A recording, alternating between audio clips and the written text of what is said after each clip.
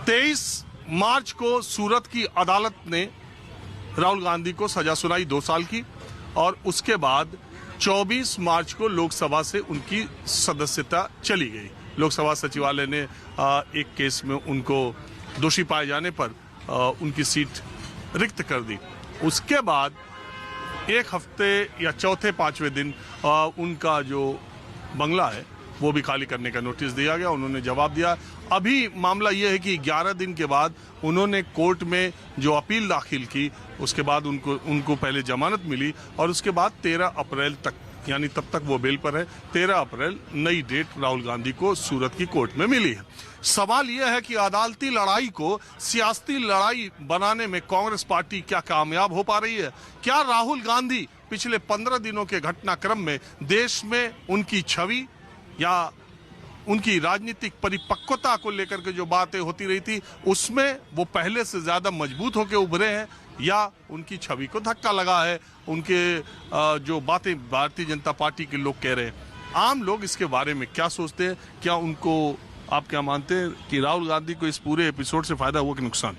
उनको नुकसान हुआ है, फायदा तो कुछ हो ही नहीं सकता उनको, क्योंकि अब देश जान चुका है कि वो क्या बोलते हैं। उनके कई विवादित बयान आ चुके हैं, और वो मोदी चोर है वाले बयान पे तो वो खुद माफी मांग चुके हैं।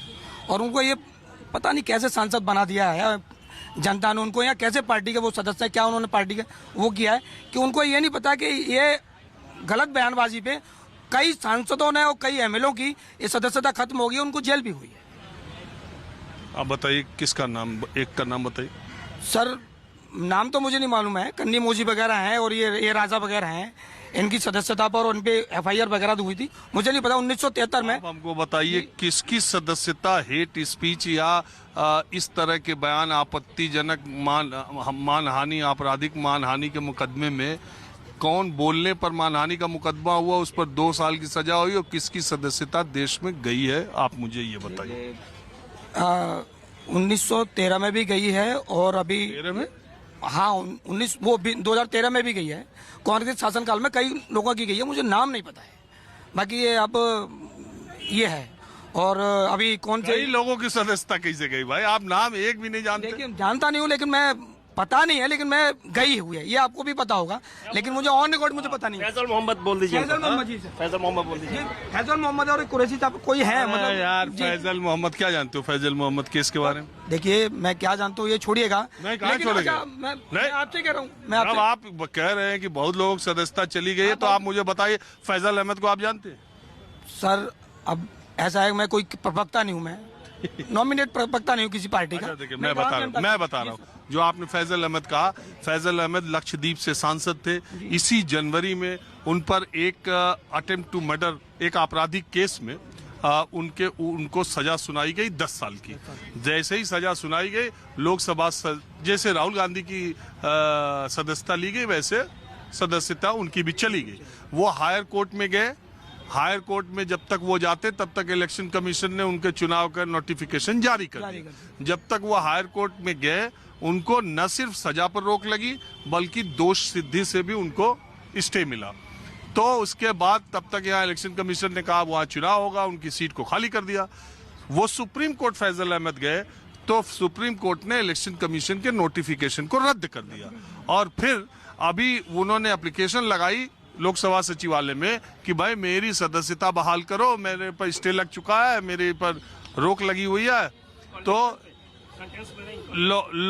और सुनिए, कन्विक्शन और सेंटेंस दोनों पर स्टे हुआ, और ये दोनों पर स्टे होना जरूरी है, आप सजा पर भी और दोष सिद्धि पर भी।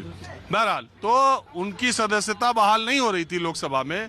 फिर वो सुप्रीम कोर्ट गए अभी 3 दिन पहले, और उन्होंने कहा कि देखिए हमको रोज कह रहे कर नहीं रहे। जिस दिन उनकी सुनवाई दोपहर में होनी थी उससे जस्ट पहले लोकसभा सचिवालय ने उनकी सदस्यता बहाल कर दी।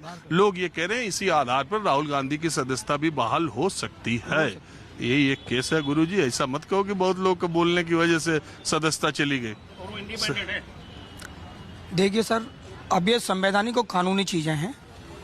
अगर उसमें जांच होती है, क्या होता है, तो उनको बाहर छोड़िए कर दिया वो जाएगा। बात वो छोड़िए, जी। आप ये बताइए अदालत का छोड़िए ना, सियासत का बताइए। सियासत का पूछे सर, क्या बताएं? सियासत में 2024 में ये लोग जो घेराबंदी कर रहे हैं, कुछ होने वाला है कि 2024 में देखिए विपक्ष का कुछ नहीं होने वाला। मोदी जी आने वाले हैं फिर पूरी ताकत के साथ में, क्योंकि मोदी जी ने पूरे देश का नक्शा बदल दिया है, पूरे देश में विकास किया है, गांव-गांव में विकास किया है, एक अंतिम गांव तक जो बॉर्डर का है, हमारे देश का है, वहां तक उन्होंने विकास किया है। तो मोदी जी आने वाले हैं। आप बताइए। हाँ जी, क्या पूछना चाहते हैं आप? मैं तो आप क्या करते हैं? मैं तो एक आम आदमी हूँ। आम आदमी पार्टी में? नहीं, मतलब जैसे लोकल आदमी जो जनता के पार्टियों को नाटक देखता रहता, वो दर्शक हूँ मैं। तो किसका नाटक आपको भाता है? नाटक तो आजकल तो डमरू मोदी बजा रहा है और राहुल नाच रहा है, कभी केजरीवाल को नचा रहा है, कभी लालू को नचा रहा है, कभी कालू को नचा रहा है, कभी पीलू को, सबको नचाता रहता है। मोदी बहुत बड़ा कलाकार है, जैसे अमिताभ बच्चन है बिग बी, ऐसे ये भी बिग बी है। ये तो कह रहे हैं कि समाज के अंतिम वर्ग तक और देश के अंतिम गांव तक मोदी जी एकदम विकास की धारा बहा दिए, और 24 में भी ललकार के आ रहे हैं, ये कह रहे हैं।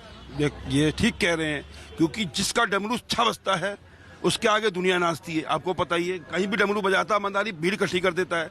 ऐसे ये अपना डमरू बजाते हैं, पूरी भीड़ इकट्ठी हो जाती है, पूरी जगह भीड़, लाखों आदमी पहुंच जाता है, क्योंकि उसके भाषण में एक कला है।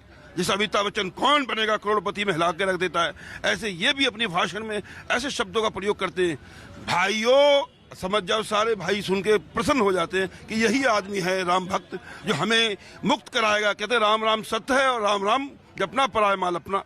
जो और ये बात रही 24 की, तो कोई माई का लाल नहीं ला सकता, क्योंकि जब जिसके हाथ में राम है उसका मुक्ति वैसी होगी।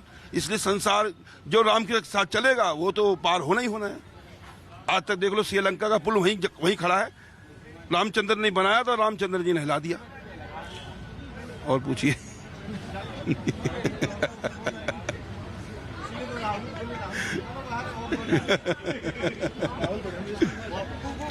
तो ये जो राहुल गांधी और ये केजरीवाल और ये सारे लोग जो मोर्चा बनाने की बात कर रहे हैं, उसका क्या कहना है आपका?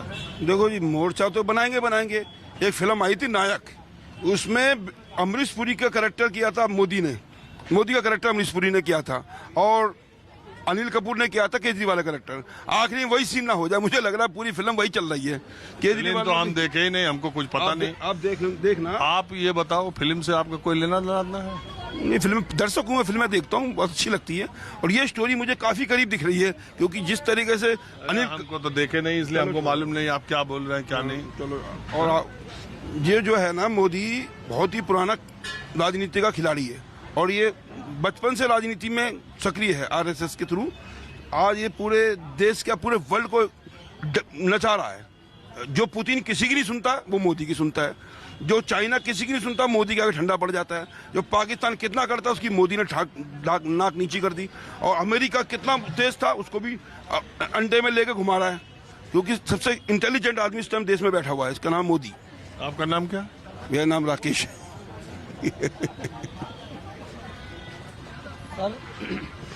मैं कुछ और लोगों से बात करूंगा। तो आज मैं मंडी हाउस